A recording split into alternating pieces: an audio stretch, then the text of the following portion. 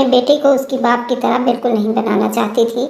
मैं उसको ऐसा माहौल देना चाहती थी, बस वह सबसे प्यार मोहब्बत से रहे और अपनों की कदर करना सीखे।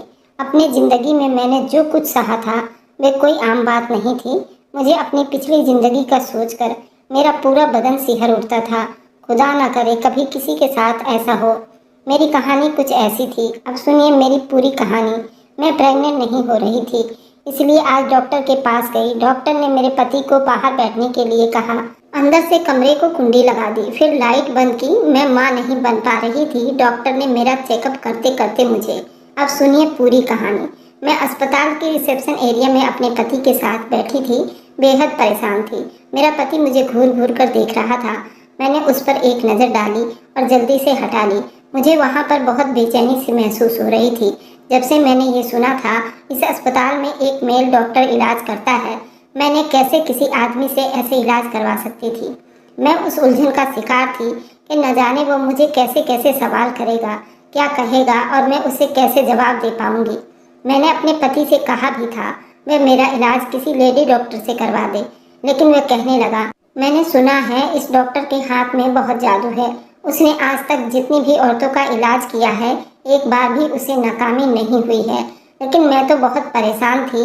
मैं अपनी इसी उलझन में उलझी हुई थी। तभी नर्स रिसेप्शन एरिया में आई और कहने लगी, सुहाना कौन है? मेरा पति कहने लगा, ये मेरी पत्नी है। मैंने वहाब का हाथ पकड़ लिया, वह भी मेरे साथ खड़ा हो गया। लेकिन नर्स ने कहा कि डॉक्टर पेशेंट को ही चेक करता है, पेशेंट के साथ किसी को भी अंदर आने की परमिशन नहीं है। ये सुनकर तो मैं और भी ज़्यादा नर्वस होने लगी थी। मैं चाहती थी कि वहाब मेरे साथ डॉक्टर के पास जाए। वहाब ने मुझसे अपना हाथ छुड़ाया और मुझे समझाने लगा, जाओ अंदर, डॉक्टर की हर बात को ध्यान से सुनना और उसे सही सही जवाब देना। घबराने की कोई ज़रूरत नहीं है। लेकिन मैं बहुत परेशान थी। जो बात मैं एक लेडी डॉक्टर से कर सकती थी, किसी भी मेल डॉक्टर से नहीं कर सकती थी। मुझे तो ये समझ नहीं आता था आखिर जच्चे बच्चे वाले रूम में किसी मेल डॉक्टर औरत का इलाज करना कहाँ तक सही है, जबकि बड़े बड़े शहरों में ये बातें गलत नहीं समझी जाती हैं। लेकिन मैं गांव से थी। शादी के बाद वहाब के साथ शहर में रहने लगी थी, लेकिन मेरा संबंध गांव से ही था, इसलिए मैं बेहद झिझक रही थी। मैं उस नर्स के साथ डॉक्टर के रूम तक पहुंची। नर्स मुझे डॉक्टर के रूम के अंदर ले गई। सामने डॉक्टर को देखकर कुछ हैरानी सी हुई थी। उसके बारे में मेरे पति ने कहा था वह बहुत ही बूढ़ा डॉक्टर है। आज तक उसके हाथ से कोई भी केस खराब नहीं हुआ है। मेरे ख्याल से तो डॉक्टर को काफ़ी उम्र दराज होना चाहिए था, लेकिन यहाँ तो ये नौजवान सा डॉक्टर था, यही कोई मेरे हस्बैंड की उम्र का ही था। मुझे देखकर उसने मुझे सामने कुर्सी पर बैठने का इशारा किया। जैसे ही मैं उसके सामने बैठी, उसने नर्स से कहा, कमरे से बाहर जाओ, मुझे मरीज को चेक करना है। जैसे ही नर्स कमरे से बाहर जाने लगी तो डॉक्टर ने कहा कि दरवाज़ा अच्छे से लॉक कर देना। ये सुनकर मेरा दिल और भी बेचैन हो गया था। नर्स ने मुस्कुराकर दरवाज़ा लॉक किया, वह कमरे से बाहर चली गई। पहले तो उस डॉक्टर ने मुझे सर से पैर तक बड़े गौर से देखा। फिर जो सवाल उसने मुझसे किया, मैं तो सुनकर ही शर्म से पानी पानी होने लगी थी। डॉक्टर कहने लगा, शादी को कितने साल हो गए हैं? मैंने कहा 5-6 साल। फिर पूछने लगा, पति से संबंध बनाते टाइम खुश होती हो या नहीं? मुझे समझ नहीं आ रहा था मैं उस सवाल का क्या जवाब दूं। शर्म की वजह से मेरी नज़रें झुकी हुई थी। डॉक्टर ने अगला सवाल किया, प्रेग्नेंट होने के लिए कब से दवाइयाँ खा रही हो? मैंने कहा पिछले 2 साल से। तो डॉक्टर ने कहा, क्या इससे पहले तुम प्रेग्नेंट हुई हो?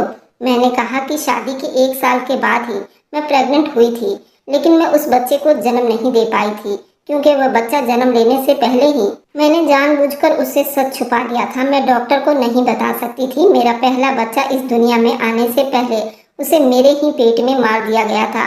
मेरी बात सुनकर वह कहने लगा, अच्छा ठीक है। फिर थोड़ी देर के बाद बोला, आप सामने बेड पर लेट जाइए, मैं आपका चेकअप करना चाहता हूँ। ये सुनकर तो मेरे होश उड़ गए थे। मैंने कहा कि मैं यूँ आपसे चेकअप नहीं करवा सकती। मेरी बात सुनकर कुछ देर तक तो वो मुझे देखता रहा, फिर मुस्कुराने लगा और कहने लगा, क्यों, क्या हुआ? क्या आप नहीं जानती कि आप एक मेल डॉक्टर से अपना इलाज करवाने आई हो? मुझे लगा जैसे उसके शब्दों में थोड़ा गुस्सा था। मैंने कहा कि आपको यहाँ पर एक लेडी डॉक्टर को भी रखना चाहिए था। वह कहने लगा कि आप मुझे सिखाएंगी कि मुझे अपने मरीज को कैसे देखना है और कैसे नहीं, मुझे क्या करना चाहिए और क्या नहीं। वह कहने लगा, यहाँ आने वाली हर औरत का मैं ही चेकअप करता हूँ। इनमें से तो कभी किसी को कोई ऐतराज नहीं हुआ। अगर आपको इतना ही ऐतराज था तो आपको यहाँ नहीं आना चाहिए था। आप बेकार में मेरा टाइम खराब कर रही हो। कहते ही डॉक्टर ने सामने रखी टेबल पर बेल बजाई और नर्स कमरे के अंदर आ गई थी। शायद वह दरवाजे की चाबी बाहर ही लगाई हुई थी, जिसे उसने लॉक खोला। डॉक्टर ने नर्स से कहा कि उनके पति को अंदर बुलाइए। कुछ देर के बाद ही वहाब नर्स के साथ अंदर आया। डॉक्टर ने उसे भी सामने कुर्सी पर बैठने का इशारा किया। डॉक्टर ने कहा कि आपकी पत्नी मेरे साथ बिल्कुल भी कोऑपरेट करने को तैयार नहीं है। ये कह रही है मुझे यहाँ पर एक लेडी डॉक्टर रखनी चाहिए थी। देखिए, अगर आपने मुझसे इलाज नहीं करवाना था तो मेरा टाइम खराब करने की क्या ज़रूरत थी। ये सुनकर वहाब ने मुझे गुस्सैली नज़रों से देखा था। डॉक्टर कहने लगा, आप उनको वापस ले जा सकते हैं। पहले आप अपनी पत्नी का मन बनाओ कि उसे अपना इलाज मुझसे करवाना है या नहीं। जब ये दिल से राजी हो जाएगी तो फिर आप लेकर आ सकते हैं। ये सुनकर वहाब ने गुस्से से मुझे उठने को इशारा किया। मैं चुप से नजरें झुकाए कमरे से बाहर निकल आई। वापसी के पूरे रास्ते ड्राइव करते हुए वहाब मुझे ही बातें सुना रहा था कि पिछले 5 सालों से मैं तुम्हारा बहुत इलाज करवा चुका हूँ, लेकिन तुम प्रेग्नेंट नहीं हो पा रही हो। हर जगह से मुझे मायूसी होती है। इस डॉक्टर की गारंटी है, उसके इलाज से औलाद गारंटी से हो जाती है और केस कभी खराब नहीं होता। इसलिए मैं तुम्हें यहाँ लेकर आया था, लेकिन तुम्हारे तो नखरे शुरू हो गए हैं। आखिर चाहती क्या हो तुम? देखो, अगर तुम्हारी यही हरकतें रही ना तो मैं तुम्हें ज़्यादा दिन बर्दाश्त नहीं करूँगा। मैं तुम्हें अपनी ज़िंदगी से निकाल दूँगा। मुझे हर हाल में अपने खानदान के लिए वारिस चाहिए। तुम जानती हो कि मुझे एक बच्चे की बहुत ज़रूरत है। मुझे इसी साल अपनी खुद की औलाद चाहिए। वहाब के मुंह से ये बातें सुनकर मैं तड़प कर वहाब की तरफ देखा। मैंने कहा, वहाब, शादी के कुछ ही महीने के बाद मैं प्रेग्नेंट हुई थी। उस वक्त आपने मेरे साथ इतना जुल्म क्यों किया? आपने क्यों मेरी प्रेगनेंसी खराब करवाई? सारी खराबी उसी वजह से हुई है। अगर मैं बच्चे को जन्म नहीं दे पा रही हूँ तो उसमें आपकी गलती है, मेरी नहीं। और आप चाहते हैं कि मेरा इलाज एक मेल डॉक्टर करें? मैं तो आज गुस्से से जैसे फट ही पड़ी थी। मैंने वहाब से साफ कह दिया था, मैं अपना इलाज किसी से भी मेल डॉक्टर से नहीं करवाना। मेरी बात सुनकर वहाब ने गाड़ी की स्पीड बहुत तेज बढ़ा दी थी। मेरा दिल पहले से ही डरा हुआ था। मैं जानती थी वह गुस्से में ऐसा कर रहा है, इसलिए मैं चुप हो गई और खिड़की से बाहर देखने लगी। मुझे डर भी लग रहा था क्योंकि वह बहुत तेज गाड़ी चला रहा था। लेकिन अगर मैं उसे कहती कि मैं डर रही हूँ तो वह गाड़ी की स्पीड स्लो करे तो वह और भी ज़्यादा बढ़ा देता। ऐसा ही था, जज्बाती। इन 4 सालों में उसे अच्छी तरह से जान गई थी कि मेरा किसी बात को इनकार करना वहाब को गुस्सा दिला देता था और गुस्से में वो पागल हो जाता था। फिर उसे कुछ भी नजर नहीं आता था। वहाब का गुस्सा सहने के लिए मैं मजबूर थी। उसके अलावा मेरे पास कोई दूसरा रास्ता नहीं था। मैं एक बहुत ही गरीब खानदान से थी। वैसे तो मैं अपने माँ बाप की इकलौती औलाद थी, लेकिन इकलौते बच्चे का जो लाड प्यार होता है वो मुझे नहीं मिला था। लाड प्यार भी बच्चों को तभी मिलता है जब घर में खुशहाली होती है। हमारे घर में तो मैंने बहुत गरीबी देखी थी। जब मैं बहुत छोटी थी तो पापा का एक्सीडेंट हो गया था। उनकी दोनों टांगें उस एक्सीडेंट में चली गई थी। तब से मेरी माँ दूसरों के घरों में काम करती थी और तब ही घर में चूल्हा जलता था। पापा के अंदर जिंदगी जीने की उमंग खत्म हो चुकी थी। वह चारपाई पर पड़े पड़े अंदर ही अंदर रोते रहते थे। जब मैं 16 साल की हुई तो पापा इस दुनिया को अलविदा कह चुके थे। मेरी माँ तो पहले ही काम करती थी। पापा के जाने के बाद उन्होंने वैसे ही काम करना था, क्योंकि कमाने वाला अब कोई नहीं था और कमा कर ही मुझे पाल रही थी। 8वीं क्लास के बाद ही मैंने पढ़ाई छोड़ दी थी। मुझे पढ़ाई में कोई दिलचस्पी नहीं थी, जबकि मेरी माँ ने एड़ी से चोटी तक का जोर लगाया था ताकि मैं पढ़ लिख कर अपने पैरों पर खड़ी हो जाऊं। लेकिन मेरा मन पढ़ाई में बिल्कुल नहीं लगता था। घर अपना था, इसलिए इतनी ज़्यादा परेशानी नहीं होती थी। मम्मी को जो भी पैसे मिलते थे जैसे तैसे करके वो मेरी फीस भर देती थी और आगे भी मुझे पढ़ाना चाहती थी।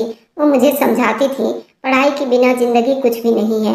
माँ ने कहा कि मेरी तो जैसे तैसे ज़िंदगी कट गई है, लेकिन मैं तुम्हें खुशहाल ज़िंदगी देना चाहती हूँ। पढ़ लिख जाओगी तो अपने पैरों पर खड़ी हो जाओगी, किसी की मोहताज नहीं रहोगी। लेकिन मैंने कभी भी पढ़ाई में दिल नहीं लगाया। माँ के काम पर जाने के बाद मैं भी अपनी सहेलियों के साथ घूमने फिरने निकल जाया करती थी। अब माँ ने मुझे पढ़ाई के लिए परेशान करना बंद कर दिया था, क्योंकि वह भी समझ चुकी थी कि अब मैं पढ़ाई नहीं करूँगी। अब जिंदगी यूं ही बीतने लगी और मैं 21 साल की हो चुकी थी। मम्मी की एक सहेली थी जो अब शादी के बाद शहर में रहने लगी थी। मम्मी की सहेली का मायका हमारे ही गांव में था। एक बार जब वो अपने मायके आई तो मम्मी से भी मिलने आई थी। वह अपने इकलौते बेटे वहाब के लिए मुझे पसंद कर गई थी, जबकि मेरी माँ ने उनसे कह दिया था कि हमारे पास देने के लिए कुछ भी नहीं है। लेकिन मम्मी की सहेली को मैं बहुत पसंद आ गई थी और वैसे भी मम्मी का बोझ भी हल्का करना चाहती थी, क्योंकि मम्मी अब बीमार रहने लगी थी। इसलिए अपने बेटे वहाब के साथ मेरी शादी कर दी। मेरी वहाब की शादी को 5 महीने हो चुके थे कि मेरी माँ इस दुनिया से चली गई। मैं अपने बीते हुए कल की दुनिया से एकदम से चौंक कर निकली थी, क्योंकि गाड़ी घर के सामने बड़ी जोर की ब्रेक लगने पर रुकी थी। मेरा सर सामने बोर्ड से टकराते टकराते बचा था। मैं उतरने से पहले ही वहाब गाड़ी से उतरा और गाड़ी का दरवाजा बड़े जोर से बंद कर दिया और घर के दरवाजे का ताला खोलने लग गया। ये देखकर मैं समझ गई थी कि आज फिर मेरी सामत आई है। मुझे तो ये इंसान कोई दिमागी मरीज लगता था। जब से मेरी शादी हुई थी मुझे जिंदगी में कोई खुशी नसीब नहीं हुई थी। मुझे ये बात समझ नहीं आई थी कब कोई बात उस इंसान के दिमाग के खिलाफ हो जाए और ये मेरी जिंदगी को जहन्नम बनाकर रख देगा। जैसे ही मैं घर के अंदर दाखिल हुई उसने मुझे बाजू से दबोच कर पकड़ा और घसीटते हुए अंदर कमरे में ले गया। मुझे बेड पर पटक दिया और कहने लगा, बहुत ज्यादा जुबान चलाने आ गई है ना? तुम जानती हो कि मुझे बहस पसंद नहीं है, ये बात तुम अच्छी तरह से जानती हो। फिर भी आज माफ कर रहा हूँ। आगे से मेरे सामने तमीज के साथ पेश आना। एक बात मेरी कान खोल कर सुन लो, मैं कल तुम्हें दोबारा उस डॉक्टर के पास लेकर जाऊंगा। अंदर तुम चुप से उस डॉक्टर से चेकअप करवा लेना। जिस तरह गुस्से से वहाब मुझसे कह रहा था, मैं जानती थी कि अगर मैं उसकी बात से मना करूंगी तो वो मेरे मुंह पर थप्पड़ों की बरसातें करेगा। वह ऐसा ही था, जिद्दी जनूनी। गुस्से में उसे कुछ भी दिखाई नहीं देता था, इसलिए मैंने भी अपनी जुबान बंद रखी और कुछ भी नहीं कहा। अगले दिन वो मुझे डॉक्टर के पास दोबारा ले गया। जब मैं उस डॉक्टर के कमरे में गई तो वो मुझे देखकर गुस्से से मुस्कुराने लगा था। फिर कहने लगा, बेड पर लेट जाओ। मैं इस तरह चुप से लेट गई। उसके बाद जब उसने कमरे की लाइट बंद की तो मेरे होश उड़ गए थे। मैं सोचने लगी ये कौन सा चेकअप था जो डॉक्टर लाइट बंद करके मेरे साथ करना चाह रहा था। मैंने कहा, आपने लाइट क्यों बंद कर दी? वह कहने लगा, मेरे इलाज का यही तरीका है। ये कहकर डॉक्टर मेरे पास आ गया। उस कमरे में हल्की हल्की सी रोशनी थी, वह भी शायद खिड़की से आ रही थी। मेरा दिल बुरी तरह से घबरा रहा था। मेरे दिल की धड़कन बहुत तेज थी। अब वह मेरे बहुत करीब आ चुका था। फिर उसके बाद जब मेरी शादी वहाब से हुई, दोनों माँ बेटा ही थे। वहाब का न कोई भाई था न बहन थी। उसके पापा भी जिंदा नहीं थे। मेरी सास बहुत अच्छी थी, लेकिन वहाब का व्यवहार मेरे साथ ऐसा था, कभी आग तो कभी पानी। उसके कैरेक्टर से मैं परेशान होकर रह गई थी। कभी कभी तो मेरी बड़ी बड़ी बात को भी नज़रअंदाज कर जाता था और कभी कभी जरा सी बात पर भी लड़ने झगड़ने लगता था। जब तक मेरी सास जिंदा थी वहाब से मेरी खातिर लड़ जाती थी। कहती थी, क्यों तुम इस बेचारी के पीछे पड़े रहते हो? वह तो तुम्हारे सामने उफ तक भी नहीं करती। खुद में थोड़ा बदलाव लेकर आओ। अब तुम शादीशुदा हो, हर टाइम गुस्सा और झगड़ा अच्छी बात नहीं होती।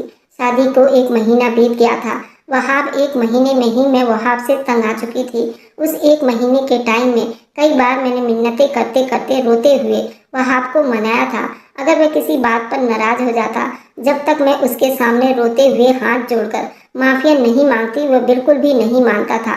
1-2 बार वहाब ने मुझ पर हाथ भी उठा चुका था। छोटी छोटी बातों पर भी वह इतना ज्यादा गुस्सा हो जाता था, मेरे ऊपर हाथ उठा देता था। कभी कहता कि तुम मेरी शर्ट सही तरीके से प्रेस नहीं करती हो, कभी कहता कि तुम चाय अच्छी नहीं बनाती हो, जबकि मैं अपनी तरफ से पूरी कोशिश करती थी जैसा उसे पसंद है मैं वैसा ही काम करूं, लेकिन वह किसी तरह से राजी नहीं होता था। शादी के कुछ महीने के बाद ही जब मैं पहली बार प्रेग्नेंट हुई, जो हाल मेरा वहाब ने किया था, सुनने वालों की शायद आत्मा तक कांप उठेगी। उन दिनों जब मैं प्रेग्नेंट हुई तो मेरी तबीयत थोड़ी खराब थी, इसलिए मेरी सास मुझे मेरे घर के पास ही अस्पताल में डॉक्टर के पास लेकर गई। डॉक्टर ने मेरी एक टेस्ट करवाई और खुशखबरी सुना दी कि मैं प्रेग्नेंट हूँ। मैं भी ये खबर सुनकर बहुत खुश हो गई थी। हो सकता था जब ये खबर वहाब को मालूम होगी तो वह भी सुधर जाएगा, मेरा ख्याल रखने लगेगा। लेकिन ये मेरी एक गलतफहमी थी। जैसे ही मेरी सास ने वहाब को ये खबर सुनाई तो वह एकदम ही गुस्सा हो गया था। उसकी आंखें गुस्से से लाल होने लगी थी।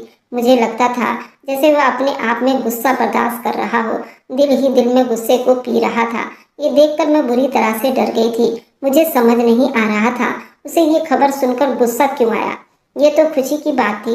रात को जब मैं कमरे में आई तो वो बहुत सिगरेट पी रहा था। पूरा कमरा धुएं से भरा हुआ था। जब मैंने टेबल के साइड पर देखा तो सिगरेट के बुझे हुए टुकड़ों से भरी पड़ी थी। मुझे कमरे में आते हुए देखा तो कहने लगा, हमारी शादी को अभी कुछ महीने हुए हैं और तुम्हें बच्चा पैदा करना है। गांव की जाहिल औरत, कुछ तो जिंदगी एंजॉय करने का तरीका सीखो। अभी से बच्चे की जिम्मेदारियों में मुझे नहीं पड़ना। उसके मुंह से ये सब सुनकर मैं हैरान सी रह गई थी। मैंने कहा भी ये तो अल्लाह की देन है और उसमें तो अल्लाह की रजा शामिल होती है, मेरे ना चाहने से नहीं हो सकता। मेरी बात सुनकर वह कहने लगा, लेकिन मेरी औलाद मेरे कहने से ही पैदा होगी, अल्लाह की मर्जी नहीं होगी। जब मैं चाहूँगा तब मेरा बच्चा इस दुनिया में आएगा और जब मैं नहीं चाहूँगा तो कोई उसे इस दुनिया में नहीं ला सकता। वहाब की जुबान से ऐसे शब्द सुनकर मुझे बहुत बुरा लगा था। वह कहने लगा, अभी मुझे कोई बच्चा नहीं चाहिए। मैं 2 साल अपनी शादी को एंजॉय करना चाहता हूँ। कल मैं तुम्हें अस्पताल लेकर जाऊँगा और तुम्हारा ऑपरेशन करवा दूँगा। ये सुनकर मैं अचानक ही वहाब की तरफ देखा था। मैंने कहा, वहाब, मैं ये सब नहीं करवाऊँगी।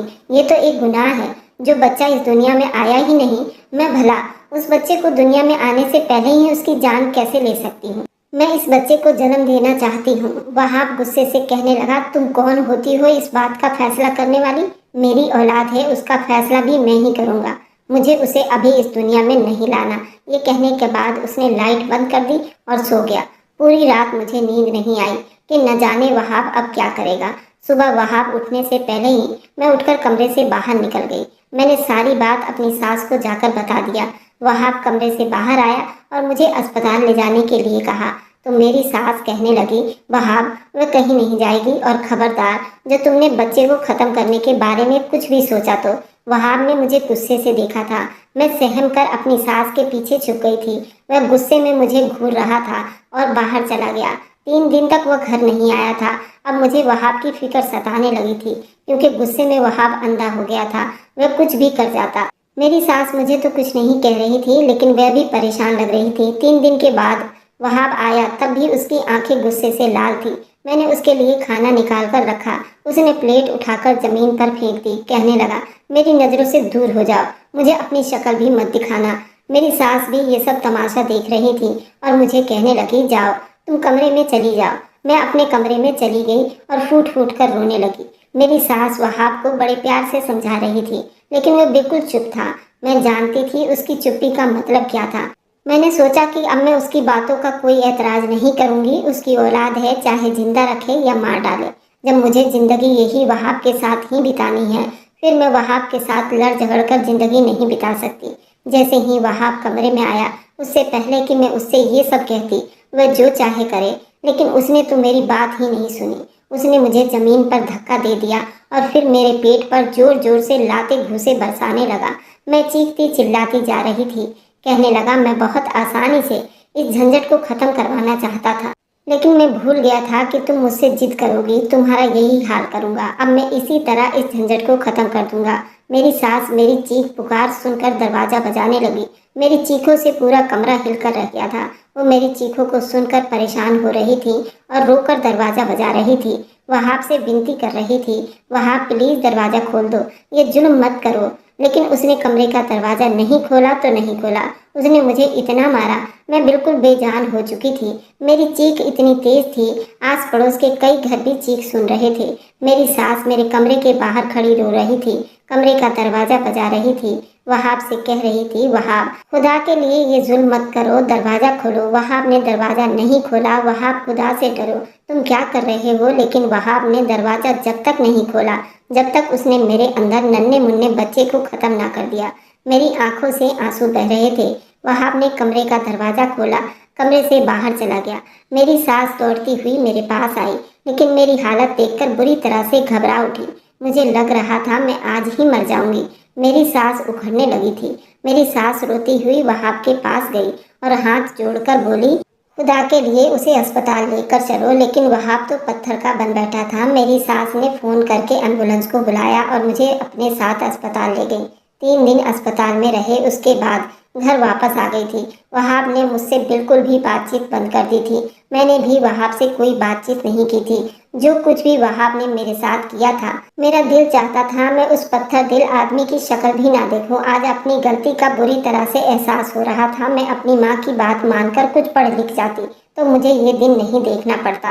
मैं उस बंदे की शक्ल भी नहीं देखना चाहती थी। उसे छोड़कर मैं कहीं भी छोटी मोटी नौकरी कर लेती, अपनी जिंदगी गुजार लेती। लेकिन अब मैं लाचार थी, उस आदमी के टुकड़ों पर पल रही थी। मेरे सर पर हाथ रखने वाला न मेरा बाप था, न मेरी माँ, और न ही मेरे पास कोई हुनर या पढ़ाई थी। वहाब मेरी इस मजबूरी का तो फायदा उठा रहा था। मेरी सास बहुत अच्छी थी, वही मेरा ख्याल रख रही थी, लेकिन वह भी बहुत बूढ़ी हो चुकी थी और खुद भी कई बीमारियों से लड़ रही थी। एक दिन वहाब खुद ही मुझसे बात करने लगा।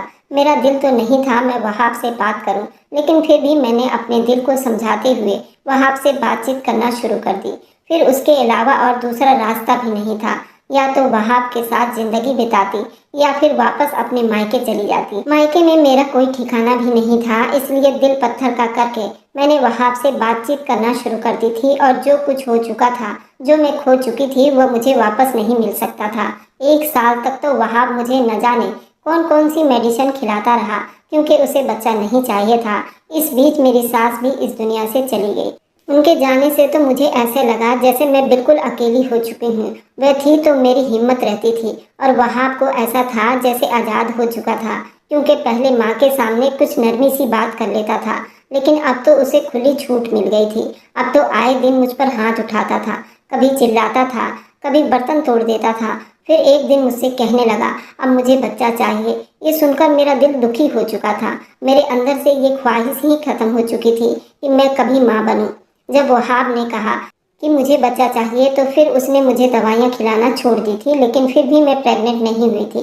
1 साल और बीत चुका था। फिर वहाब मुझे एक लेडी डॉक्टर के पास ले गया। लेडी डॉक्टर ने कहा कि प्रेगनेंसी में तुम्हारे साथ कुछ ऐसी प्रॉब्लम हुई है जिसकी वजह से तुम कभी माँ नहीं बन सकोगी। मेरे पति ने मेरे साथ बहुत जुल्म किया और ज्यादती की थी। शायद इसी वजह से खुदा ने ये खुशी मुझसे छीन ली थी। फिर मुझ पर यह राज भी खुल गया कि वहाब को औलाद क्यों चाहिए थी। असल में मेरी सास अपनी सारी जायदाद वहाब के बजाय अपने पोते या पोती के नाम कर गई थी, इसलिए वहाब को जो भी औलाद होगी वही सारे जायदाद की असल हकदार होगी। जब तक वहाब की कोई औलाद नहीं हो जाती, जब तक सारी जायदाद सरकार के कब्जे में रहेगी। वहाब को सिर्फ थोड़े बहुत खर्चे दिए जाते थे। इसी गुस्से में एक दिन वहाब मुझसे लड़ते लड़ते कह गया था, और मैं समझ गई थी उसे औलाद से कोई दिलचस्पी नहीं थी। उसे तो सिर्फ जायदाद चाहिए थी जो उसकी माँ ने वहाब के आने वाली औलाद के नाम की थी। और फिर उस डॉक्टर के बारे में वहाब को मालूम हुआ तो मुझे उसके पास ले गया। डॉक्टर अंधेरे कमरे में जब मेरे पास आया और उसने मुझे एक इंजेक्शन लगाया जिससे मैं बेहोश हो चुकी थी। मैं नहीं जानती थी कि मैं कितने दिन तक बेहोश रही, लेकिन जब मुझे होश आया उस अस्पताल के एक प्राइवेट रूम में थी। मेरे हाथ पर ड्रिप लगी हुई थी। मुझे अपना जिस्म बहुत बेजान सा महसूस हो रहा था, लेकिन मुझे कुछ भी याद नहीं था। कुछ देर के बाद ही डॉक्टर उस कमरे में आकर फोन पर किसी से बात कर रहा था। कह रहा था, जी हाँ, सब काम ठीक ठाक हो चुके हैं। अरे आपकी पत्नी प्रेग्नेंट है। ये बात सुनकर तो मेरा दिमाग चकरा कर रह गया था। आखिर मैं कब से इस अस्पताल में थी और कब से मैं बेहोश थी, और मेरे साथ आखिर क्या हुआ था? मुझे तो कुछ भी याद नहीं था। आखिर मेरे साथ क्या हुआ था? मैं बेहोशी की हालत में ही प्रेग्नेंट हो चुकी थी। एक के बाद एक सवाल मेरे दिमाग में घूमने लगे थे। उस डॉक्टर ने जब मुझे होश में देखा तो मुस्कुराने लगा, कहने लगा, अब आपको कैसा महसूस हो रहा है? ठीक तो है ना आप? मैंने उसे गुस्से से देखा था। मैंने कहा, अभी आपने किसके बारे में बात की? कौन प्रेग्नेंट हो चुकी है? डॉक्टर मेरी बात सुनकर मुस्कुराने लगा, कहने लगा, आपका ही तो इलाज कर रहा था, आपके पति की परमिशन से मैंने आपका इलाज किया। मैंने कहा, कब से बेहोश हूँ? क्या हुआ था मेरे साथ बताइए, क्योंकि मुझे तो लेडी डॉक्टर जवाब दे चुकी थी कि मैं कभी माँ नहीं बन सकती हूँ। वह कहने लगा, आप सिर्फ 3 दिन से बेहोश हैं। हमने आपका अंदरूनी इलाज किया है। आपके पति को औलाद चाहिए थी और एक नेचुरल तरीके से होना मुश्किल लग रहा था, इसलिए ये सब किया गया। वह हो गया जो आपका पति चाहता था। ये सुनकर मेरी आंखों से आंसू बहने लगे थे। वहाब से अब नफरत होने लगी थी कि ये कैसी अंधेर नगरी है। वह अपनी बात मनवाने के लिए किसी हद तक जा सकता है। मुझे इस बात का अंदाजा नहीं था, लेकिन उसके बाद जो कुछ हुआ मैं हैरान हो गई थी। 9 महीने के बाद मैंने एक बेटे को जन्म दिया। जिस दिन मेरा बेटा पैदा हुआ उस दिन वहाब अपने ऑफिस में था। जब फोन पर डॉक्टर ने उसे खबर सुनाई तो वह तेज रफ्तार से ड्राइव करते हुए अस्पताल पहुंच रहा था। रास्ते में ही उसका एक्सीडेंट हो गया। उसे बच्चे का 1 मिनट देखना भी नसीब नहीं हुआ था। मौके पर ही उसकी मौत हो चुकी थी। मुझे उसके मर जाने का कोई अफसोस नहीं था। वह जिस तरह की बातें करता था यानी खुद को खुदा से ऊपर समझने लगा था। खुदा को ऐसे लोग बिल्कुल भी पसंद नहीं है, क्योंकि जिंदगी और मौत पर सिर्फ खुदा का हक है। ऐसे ही कुछ दावा वहाब भी कर रहा था। जब वो चाहे बच्चे को दुनिया में ला सकता है, जब चाहे उसे मार सकता है, लेकिन ये नहीं जानता था इंसान से बढ़कर जो खुदा है उसकी मर्जी के बिना एक पत्ता भी नहीं हिल सकता। मैंने अपने बेटे को चूम करके सीने से लगाया था। वहाब की बॉडी को घर लाया गया था, उसको दफना भी दिया गया था, लेकिन मेरी आंखों से एक आंसू भी नहीं निकला था। सब लोग ये समझ रहे थे कि मुझे वहाब की मौत का सदमा लग गया है, इसलिए मेरी आंख से आंसू नहीं निकल रहा, लेकिन मुझे कोई सदमा नहीं लगा था। मुझे वहाब के जाने का कोई दुख नहीं था। वहाब के जाने के बाद जिंदगी धीरे धीरे अपने रास्ते पर आने लगी थी। मैं अपने बच्चे की परवरिश में दिन रात जी जान लगा चुकी थी। मेरी सास ने मरने से पहले सारी प्रॉपर्टी अपने पोते के नाम कर गई थी। अब अपने बेटे को ही अपने जीने का मकसद बना लिया था। अगर आपको आज की कहानी पसंद आई है तो वीडियो को जरूर लाइक कीजिएगा और अपने दोस्तों के साथ शेयर भी कीजिएगा। और हाँ, अगर आपने अभी तक हमारे चैनल को सब्सक्राइब नहीं किया है तो जरूर सब्सक्राइब कर लीजिए। मिलते हैं हम अपनी कल की एक नई दिलचस्प कहानी के साथ। मुझ पर सदा अपना प्यार और स्नेह बनाए रखें। सभी को मेरा प्यार भरा नमस्कार दोस्तों।